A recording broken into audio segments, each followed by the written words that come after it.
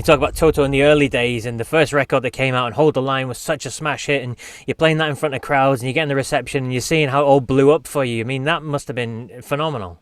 It was a thrill. It was a thrill. I mean, your first hit record as an artist is something you never forget. Hearing it on the radio the first time, seeing the success and, multi-platinum success and all that, we were like, wow, it was the dream coming true. You know what I mean? And then the worst thing about that is then you have to follow it up. Yes. You know what I mean? It's like, okay, this was really great, but we were we were young and cocky, like, wow, we're going to do this, blah, blah, blah, blah, blah. We're not listening to anybody, and then we kind of were trying to find ourselves, and we reconnected to what we really were and what we really are on Toto IV. You know what I mean? We were experimenting, trying to find, because when we started out as a band, we were in high school and stuff like that. But when we started as Toto per se, we made the record before we ever played live. Wow. So, I mean, we played live together with Boz and together in school for, many years. And we just walked in and, Dave sat down the piano and goes, I got this song here, let's play this. And then it was like, okay, we're in, and next thing you know, we're making a record. That's incredible, isn't it? I was just thrilled to be there. You know what I mean? Yeah. That's almost backwards from what everybody else does. Everyone else kind of cuts their teeth live in front of an audience, finds out what works, what doesn't work, change a bit of the song here or there or whatever. But you guys have done it backwards. Well, the thing was, I mean, we were coming off, I should say Dave and Jeff were coming off the success of Boz Scaggs Silk Degrees. And we did the tour out of high school, pretty much, maybe give or take a year. And from there, we started doing demos. The first demos we did with Toto was January 77. And by October 77, post the Boz Scaggs summer tour that we did, Sony just said, we hear, they went to Dave and Jeff and said, we hear you guys got a band, we want you. Just don't look anywhere else. Well, we'll make a deal.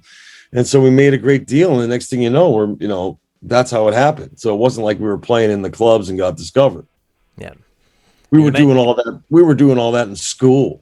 So we paid our dues doing weddings and all this kind of crappy gigs that you would do as a young musician. To get our sea legs, we were studying hard so we could get into maybe possibly being studio players. Because Jeff was in Steely Dan when we were in high school.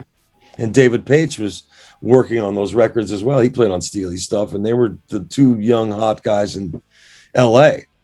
And so I got to meet all the other studio musicians that I looked up on, all the guitar players, Lee Ritenour, Larry Carlton, Jay Graydon, Ray Parker Jr., Dean Parks, the list goes on, you know what I mean?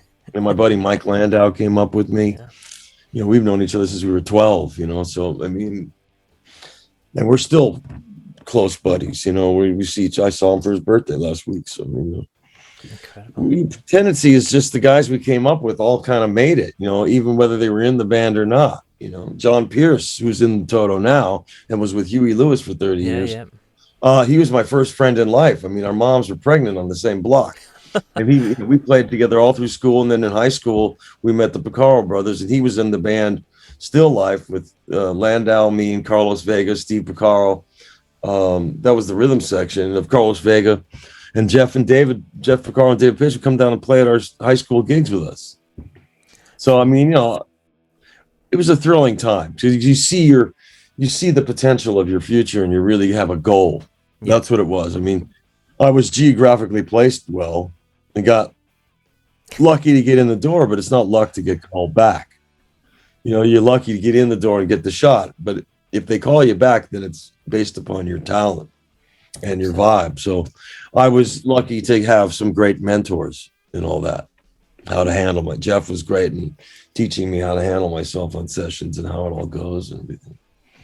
Incredible stuff. And you talked about Toto IV just a little bit earlier, and I mean, that was just incredible. Grammy, multi-platinum, everything. It was just phenomenal success for it went crazy, man. But here's the irony of that. I mean, the record company told us if we didn't have a hit, they were going to drop us. So that's motivating. And at that point we just said, you know what, we're trying to be something. Let's just be. Let's just write, and whatever comes out. And then that got you Toto IV. And at that point, I think we had been playing together as a band, and we had toured, and we had found ourselves. And at that point, all the dots connected, and we came up with this record, man. That we're still very proud of that record, but it was definitely a sink or swim record. Absolutely, and it was kind of groundbreaking as well in terms of the tracks that are on there and the reaction it got from people, and not just from punters but from musicians themselves. I remember speaking to John Parr, who said he listened to that and thought he's never going to be able to write a song again, listening to how good you guys were and how could he ever compete with things like that. That's not true, man. I mean, everybody has their own thing, man. I'm not a musical snob. I mean, I love all kinds of music, and I can listen to it, different music right after each other, and not be weirded out by it. Yeah, absolutely. From classical to hard funk to jazz to old school bebop to country music to to hard metal, old classic rock. I'm still a big Beatles fan. You know what I mean? Of course. And just staying with Toto IV just for a few minutes. I mean, the resurgence of Africa. I mean, that kind of a song that was buried at the end of the album, and it just grew legs and arms and everything else, didn't it? And especially in the last few years, where it's garnered a whole new audience for you. We couldn't. First off, that's the weirdest song we've ever recorded. I mean, if somebody was going to say, "Play me something that is a perfect example of Toto," I would point them to Rosanna as opposed to Africa. Africa was like sort of a fun production experiment. It was like the first time we hooked up 4 24-track tape machines in sync, which was not done in 1981. You know what I mean? And we filled up all these tracks. I mean, it was a lot of fun to do. But then we heard, we made the whole track before we heard the lyrics, and then we kind of cracked up at that, and it's we dug the record, but the lyrics are a bit silly. Come on, we know that, but it was like, okay, this is a cool record, but okay, anybody that can put Serengeti and all this stuff in a lyric, I mean, Dave and Jeff really stretched the possibilities there, but we kind of like tongue in cheek, and we're like, well, this is a cool record. I mean, it's a weird little quirky record, and we never knew it was going to have legs like this. I mean, we recorded it in 1981. And now all of a sudden it went in through this metamorphosis. And yes, it did really help us. It gave us a big kick in the ass and brought us a younger audience.